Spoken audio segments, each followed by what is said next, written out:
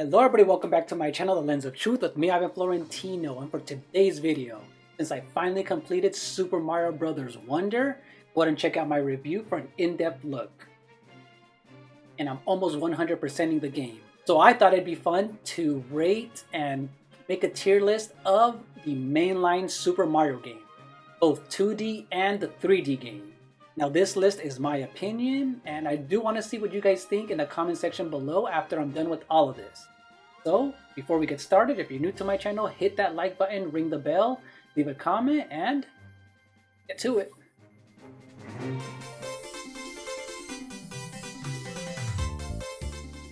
Alright, so to get started, let's just kind of choose them from the top row and go from there, or whatever I see first. Let's go into maybe the C tier. So I'm going to put it Super Mario Run for now, just on the C tier, because this was an actually fun game.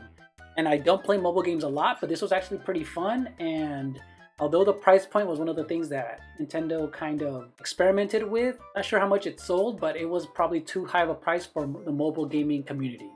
You know what? The Lost Levels, Super Mario Bros. 2, the real one from Japan, this one I give it a D tier because this is way too hard. Some levels are unfair.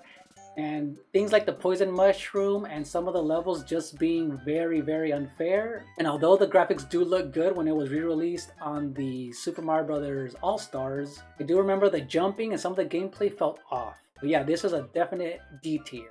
Super Mario Maker, I'll put it at a B tier just for it being very creative online, and especially this is the Wii U version. It was spot on making the levels exactly how you wanted with the tablet and the stylus. Now Mario Maker 2, honestly, although they added a lot of additions, they took out so much from the Wii U version, and making the levels was a lot more clunky this time because we didn't have a nice way to do a touch point like they did with the tablet. But it was still a fun game with the additions of the new styles, and the online was actually fun when it worked. Alright, let's go with, for a 3D game, Super Mario 3D World. I give it a high A tier. This game was really fun. It was really fun with 4 players, and the short levels that kind of felt like both 2D and 3D all meshed into one was really nice, and it worked. And the graphics look really nice. So for the original, the fact that you're still able to play Super Mario Brothers, the original, almost 30 years later, almost over 30 years, 35 years later actually, is ridiculous on how the controls are spot on. This game is a classic, and this deserves to be in an A tier. Super Mario 3D Land, I'll give it a B. This game was really good. The levels were short and the difficulty was very easy, but it ramped up all the way towards the end with the extra additional hard levels and unlocking Luigi. This is a perfect 3DS game by turning on the 3D, it really added the depth to the game. Super Mario Sunshine deserves to be at a C tier. Even though I have nostalgia for this game is unfinished and some of the controls are clunky. You can tell that it was rushed, and although I love the setting and I'm nostalgic for it, I can see the faults even when I did play it back on the GameCube days. And although the graphics look a little bit better on the Switch version, everything's a lot clearer and it runs at 1080p. And some of those levels are ridiculously hard when they take off Mario's flood ability, and it just feels off. I'm going to put Super Mario 3D World plus Bowser's Fury at a higher level than the original one because Bowser's Fury is such a great game. And the fact that this is what they're going for in the next 3D Mario game, more of an open world, open section area, this is a base to do it. It was so fun.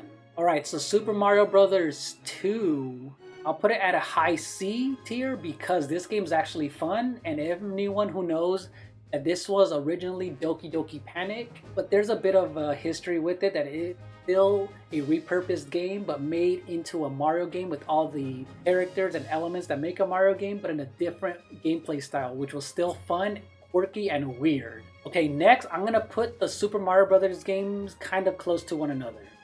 New Super Mario Brothers for the DS is going in C tier. Same thing with New Super Mario Bros. 2, it's a little bit better. Now these two games are very similar when it comes to aesthetics. It did get a little bit better on the 3DS. It was a long time with the DS that it was one of the best-selling DS games of all time. But aesthetically, it was kind of bland. Now I will put New Super Mario Bros. Wii a lot higher because I'll put it at a high B tier. This game added 4 players at the same time, and yes, it was chaotic, but the level design was spot on. It was so fun. I have so much nostalgia playing with my friends, and just the fact that it was another home console Mario 2D game, it was hilarious to play with friends, and it was super fun. As far as New Super Mario Bros. U, I'm gonna put it the lowest that I can.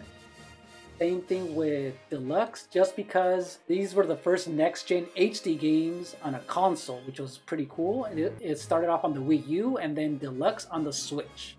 And again, bland aesthetics, great gameplay, but everything just felt samey and not enough innovation. Now, another bottom tier list is Super Mario Land on the original Game Boy. Although this game is fun, it was still very limited in the graphics. The game was also very short, so I don't have nostalgia for this game, and I did complete this on the Switch Game Boy app. A lot of these games are available on the Nintendo Switch apps on the SNES, NES, and the Game Boy apps. Go ahead and check these games out. Super Mario Land 2 is a big improvement, so I'm actually going to put that on a high C tier because I actually completed this on the Nintendo Switch on the Game Boy app. And man, the amount of creativity in this game compared to the first one blows it out of the water, and the graphics actually look closer to Super Mario World, which is pretty impressive. Now this is a game that they should do a remake on, which would be really cool. Now, one of the games that I feel needs to be on the highest part, maybe not an S due to age of the game, but Super Mario 64 is a landmark in 3D gaming. This game deserves its spot because it nailed the 3D gameplay back in 1996 when it was released on the Nintendo 64. Again, you guys can play this on the N64 app on the Nintendo Switch, on the 3D All-Stars game if you bought that on the Nintendo Switch. Creative level designs, great music, and it's still fun to play till this day. Now we need to start adding some games on the S tier. So let's add Super Mario Bros. 3. This is one of those games that I actually played a lot later after Super Mario World, but when I finally completed it on the Wii, the Wii U, and on the Switch, this game deserves to be an S tier. The music, the gameplay, the level design, the enemies, the music, everything just works very well. And the fact that the levels are super short but very creative, and a lot of elements have been taken from this game and added into later 2D games and 3D games as well. Alright, now recency bias aside, I am going to put Super Mario Bros. Wonder at an A tier. I don't think it's better than any of the 2D games like Super Mario Bros. 3 or Super Mario World. This game comes close when it comes to the graphics, the art style, the aesthetic, the music, and the Wonder Flower gimmick was something needed that the new Super Mario Bros. Series was lacking. I'm confident to say that this is an A tier game.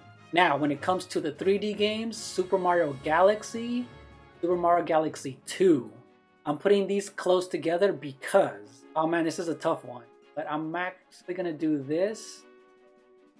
Yeah, these need to be neck and neck only because these games as a whole created this 3D gameplay that we have never seen before. When it comes to the gravity, the orchestrated music was something that they've done and knocked it out of the park. And the fact that the game looks amazing on the Wii, the original Wii hardware at 480p is amazing. And when Galaxy 2 came out, the addition of Yoshi and all these power-ups, Super Mario Galaxy 1 and 2 deserve an S tier. One of my favorite 3D games. I still think it should be between S and A.